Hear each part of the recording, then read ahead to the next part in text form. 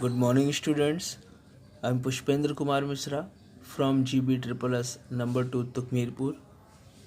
Today we will recite a poem Dust of Snow composed by Robert Frost. We will also learn the rhyming scheme of the poem and the literary device used by the poet in this poem. Let's know some basic information about the poet. बच्चों poet के बारे में कुछ ज़रूरी चीज़ें जान लेते हैं. His full name was Robert Lee Frost. He was born in 1874 and died in 1963. He was an American poet. He won 4 Pulitzer Prize award for the poetry. It is given in America in the field of literature. Third, Robert Frost was nominated for the Nobel Prize in Literature 31 times. 31 बार उन्हें Nobel prize के लिए nominate किया गया बच्चों. 31 बार. About the poem Dust of Snow. Let's have some overview about the poem. Students, you must have read one of Robert Frost's poem in your previous class. I am talking about class 9th. There was a poem named The Road Not Taken, composed by him. बच्चों आपने पिछले साल 9th class में भी Robert Frost की एक poem पढ़ी होगी, the road not taken. That was very beautiful poem. इस साल भी, this year, we will also have a poem of Robert Frost. बच्चों इस साल भी हम रॉबर्ट फ्रॉस्ट की एक पोएम पढ़ेंगे. In this poem Robert Frost says that nothing in this world or nature should be considered small and petty. इस poem में वो कहना चाह रहे हैं कि संसार में किसी भी चीज़ को, किसी भी वस्तु को हमें छोटा नहीं समझना चाहिए. क्यों नहीं समझना चाहिए? Because the smallest thing can teach us the purpose of life. क्योंकि छोटी से छोटी चीज़ भी हमें जीवन का पर्पस बता सकती है. It can change our motive, it can change our attitude towards life. छोटी से छोटी चीज़ भी हमारे एटीट्यूड को लाइफ के प्रति बदल सकती है. It can motivate us to, ये हमें मोटिवेट भी कर सकती है. इसीलिए हमें किसी भी चीज़ को बच्चों छोटा नहीं समझना है. हर छोटी चीज़ का अपना इम्पोर्टेंस ज़रूर होता है. अब मैं ऊपर से जो ब्लू कलर में लिखा हुआ है उसे पढ़ता हूँ, आप लोग ध्यान से सुनिए. In the poem the dust of snow, Robert Frost talks about the importance of small things in our lifes. वही चीज़ जो मैंने आपको अभी अभी बताई कि हर छोटी चीज़ का अपना एक अलग महत्व होता है. यही रॉबर्ट फ्रॉस्ट इसमें बताना चाह रहे हैं. These small things can change the attitude of the people at a large level. Attitude को बदल सकती है छोटी से छोटी चीज़ भी. In the poem, the poet writes about a crow. इस पोएम में पोएट एक क्रो के बारे में बताते हैं. Who shakes off the snow dust, जो अपने ऊपर बैठी स्नो डस्ट को झाड़ देता है, गिरा देता है. The poet wants the reader to learn from the crow. Poet भी हमसे यही चाहते हैं, पोएट भी रीडर से यही चाहते हैं कि जिस तरीके से क्रो ने अपने ऊपर की धूल को, अपने ऊपर बैठी बर्फ़ को झाड़ दिया है, उस तरीके से हम भी क्या करें? Shake of all the miseries and sadness in the same way. हम भी क्रो की तरह अपने ऊपर बैठे बुराई को, हमारे अंदर जो भी बुराइयां हैं, जो भी सैडनेस है, उसको भी हम क्रो की तरह साफ़ कर दें, झटक दें, हटा दें और अपने जीवन में हम आगे बढ़ते चले जाएं। यही पोएट रॉबर्ट फ्रॉस्ट बताना चाह रहे हैं कि जैसे क्रो ने अपने ऊपर बैठी हुई स्नो की डस्ट को साफ़ कर दिया और उसके बाद उसने एक नई उड़ान भरी और वो सब कुछ भूल के आगे बढ़ गया, उसी तरीके से हमें भी अपने ऊपर हमारे अंदर जो बुराइयां छिपी हुई है हमें भी क्रो की तरह उसे हटा देना चाहिए और जीवन में एक अच्छा आदमी बनना चाहिए और आगे बढ़ना चाहिए। स्टूडेंट्स, ये कीवर्ड्स हैं जो मुझे लगा कि पोएम में थोड़े डिफ़िकल्ट होंगे, मैंने आपको बता दिया यहाँ पर।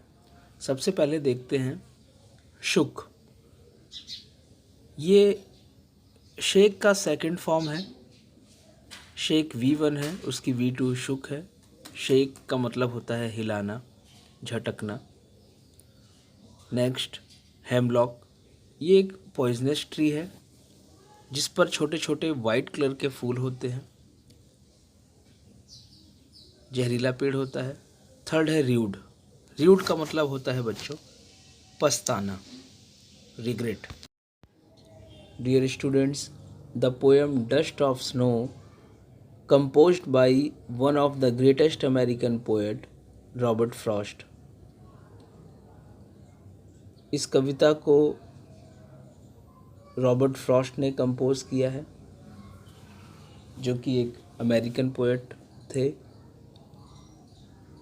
The poem is very simple and short, yet with a deeper and larger meaning. बच्चों, पोएम बहुत ही सिंपल है, बहुत ही छोटी है, लेकिन इसकी जो मीनिंग है वो डीपर है, लार्जर है। एक मैसेज देती है हमको ये पोएम, और उस मैसेज को समझ के हमें अपने लाइफ में भी उसको इम्बाइब करना होगा। The poem has only 8 line. There are only 2 stanza in the poem. Each stanza carries 4 line. 8 line की पोएम है ये, इसमें 2 स्टैंजा है बच्चों, और हर स्टैंजा में 4-4 लाइन है। इस पोएम को बच्चों आप लोग अपनी कॉपी में भी लिख लीजिए अभी, और जो पॉइंट्स आपको इम्पोर्टेंट लगते हैं वो भी साथ साथ आप अपनी कॉपी पे नोट करते रहिए, ताकि जब भी आप खुद से पोएम को रिवाइज़ करो तो आपको पोएम समझने में कोई प्रॉब्लम फेस ना करनी पड़े। एक बार मैं इस पोएम को रिसाइट कर देता हूँ, रीड कर देता हूँ बच्चों, आप लोग ध्यान से सुनिए। The way a crow Shuk down on me the dust of snow from a hemlock tree. ये पहला स्टैंजा था। द वे से लेकर हेमलॉक ट्री तक 4 लाइन है। Last stanza, has given my heart a change of mood and saved some part of a day I had rued. ये last stanza था। अब बच्चों इसकी मीनिंग को समझते हैं word by word, line by line. इसकी मीनिंग शुरू करने से पहले मैं थोड़ा सा बता दूं कि जब राइटर इस पोएम को कंपोज कर रहा है या जो ये घटना उसके साथ घटी, उस समय विंटर का सीज़न था, सर्दियों का मौसम था। पोएट का जो मूड है वो ऑफ है, सैड है पोएट, उसका मन उदास है, पोएट को कुछ भी अच्छा नहीं लग रहा है और उस उदासी में वो अपना आधा दिन बर्बाद कर चुका है। यहाँ से पोएम शुरू होती है। अब आइए इसको पढ़ते हैं। The way A crow. वे का मतलब होता है बच्चों रास्ता, पाथ। द वे, पोएट उस रास्ते की बात कर रहा है जिस रास्ते पर वो जा रहा है। The way on which poet Robert Frost is walking. उस रास्ते पर हेमलॉक पेड़ भी हैं, मैंने आपको हेमलॉक ट्री के बारे में बताया है कि a kind of poisonous tree with white flower, और जो पीपीटी मैंने आपको व्हाट्सएप पर सेंड की थी उसमें मैंने इस ट्री को इंसर्ट किया है, पेस्ट किया है। आप पीपीटी को ध्यान से देखिए, उस पर आपको एक हेमलॉक ट्री दिख जाएगा जिस पर क्रो भी बैठा हुआ है। तो पोएट जिस रास्ते पर जा रहा है उसी रास्ते पर हेमलॉक ट्री भी है। विंटर का मौसम है, विंटर का सीज़न है, चारों तरफ बर्फ़ ही बर्फ़ है, स्नोफॉल हुआ है, हर जगह बर्फ़ बिछी हुई है, हेमलॉक ट्री पर भी बर्फ़ है। और उसी हेमलॉक पेड़ पर, ट्री पर एक क्रो बैठा हुआ है। और जैसे ही राइटर, पोएट उस ट्री के पास से गुजरता है, वैसे ही क्रो अपने ऊपर बैठी हुई स्नो डस्ट को पोएट के ऊपर गिरा देता है या झाड़ देता है।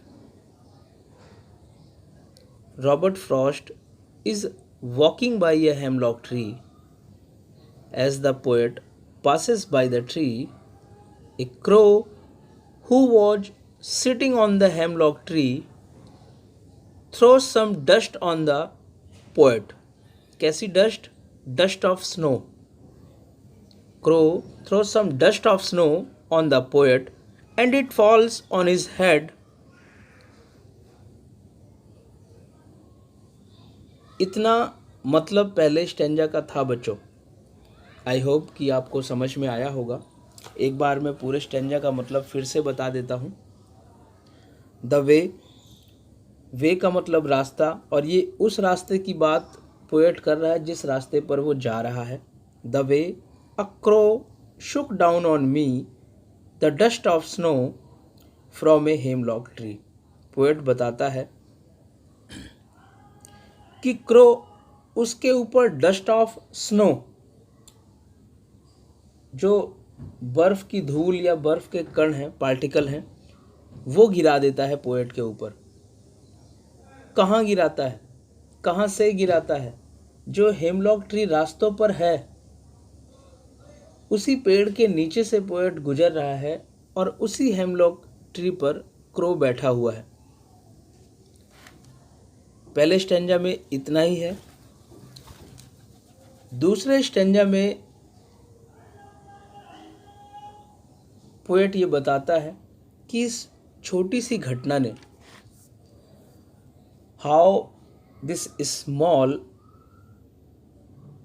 हैपनिंग और incident change the half day of the poet, कि कैसे इस छोटी सी घटना ने पोएट का आधा दिन बचा लिया। How this incident saved half day, half very wonderful day of poet. आधा दिन तो पोएट ने उदासी में बिता दिया, लेकिन आधा दिन इस छोटी सी घटना को देखने के बाद पोएट काफ़ी खुश हो गया और उसने आधे दिन को काफ़ी अच्छे से स्पेंड किया, और जो उदासी का पार्ट था उसे उसने भुला भी दिया। सेकंड स्टेंजा में देखते हैं, has given my heart a change of mood. Poet बताता है हैज़ गिवन माई हार्ट, देखिए हैज़ इसमें लगा हुआ है, मतलब कि ये प्रेजेंट परफेक्ट टेंस है। उसके बाद गिवन, V3 मेन वर्ब की third form. Has given my heart a change of mood. Poet बताता है कि इस छोटी सी घटना ने मेरे मूड को बदल दिया, मेरे मन को। हार्ट का मतलब यहाँ मन से है कि मेरे मन को बदल दिया। मेरा मन जो पहले से उदास था, दुखी था, सैड था, वो बदल गया। और इस वजह से क्या हुआ? And saved some part of a day, और इस वजह से मेरा आधा दिन बच गया। Saved some part of a day, मैंने अपना आधा दिन बचा लिया। आई हैड ड्रूड, और जिस आधे दिन के लिए मैं पछता रहा था कि मैंने उदासी में बिना किसी कारण के आधा दिन मैंने अपना बर्बाद कर दिया, जिसका कोई नतीजा ही नहीं निकला, उसे बर्बाद करने का क्या फ़ायदा हुआ? पोएट ने ये सीख क्रो से ली और अपने मूड को चेंज कर लिया। छोटी सी घटना ने कैसे पोएट को एक बहुत बड़ी सीख दे दी। यही चीज़ मैंने आपको शुरू में बताई थी कि हमें किसी चीज़ को छोटा नहीं समझना चाहिए। स्मॉलेस्ट थिंग भी हमको जीवन का पर्पस समझा सकती हैं, हमारे एटीट्यूड को चेंज कर सकती हैं, हमारे मोटिव को चेंज कर सकती हैं, हमें मोटिवेट कर सकती हैं। और यही पोएट के साथ हुआ।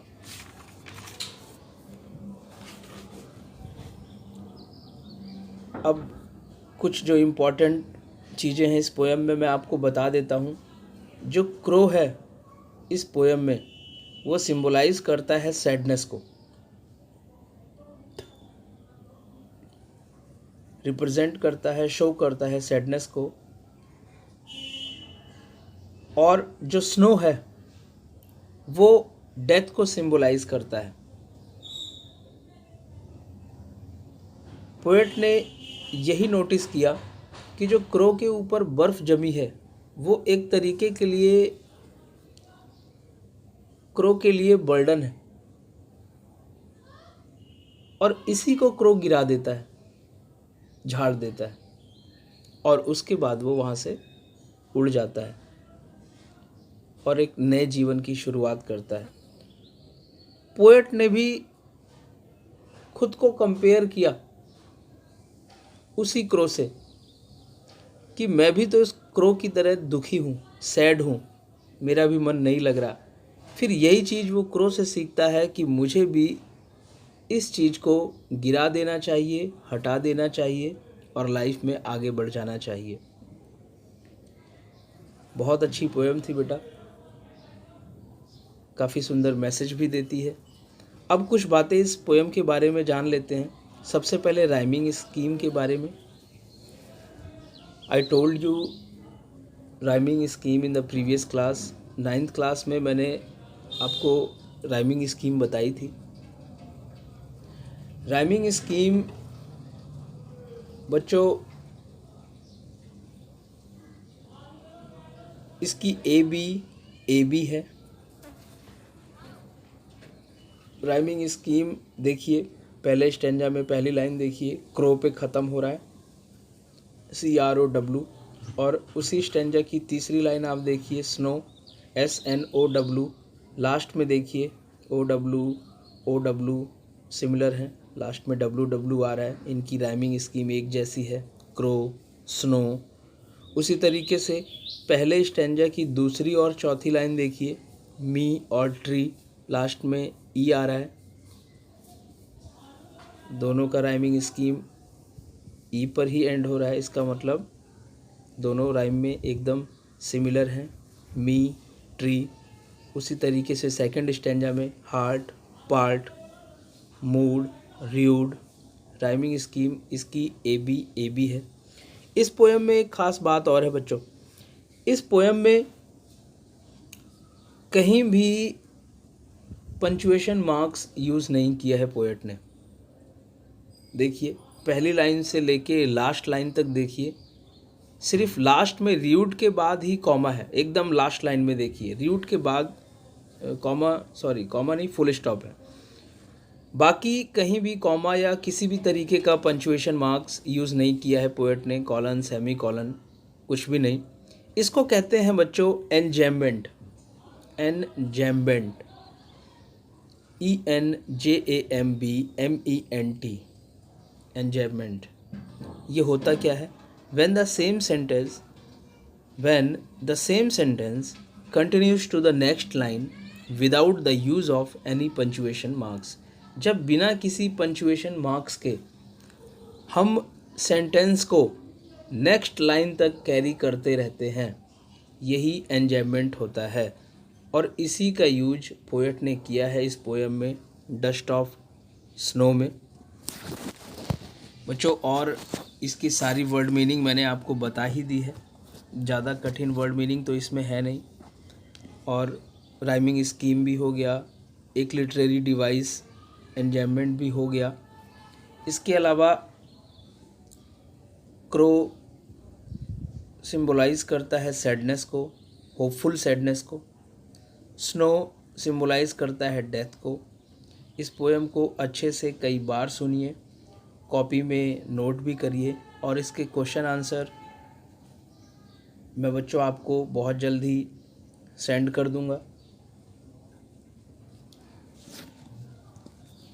और भी कोई आपको लगता है कि बातें ना समझ में आई हो या आपको कुछ भी नहीं समझ में आया हो, तो आप मुझे मैसेज कर सकते हैं, पूछ सकते हैं कभी भी। लेकिन आप लोग इस पोएम के साथ साथ टेक्स्ट बुक भी पढ़ते रहिए, तभी आपका फ़ायदा होगा। थैंक यू बेटा, हैव अ नाइस डे।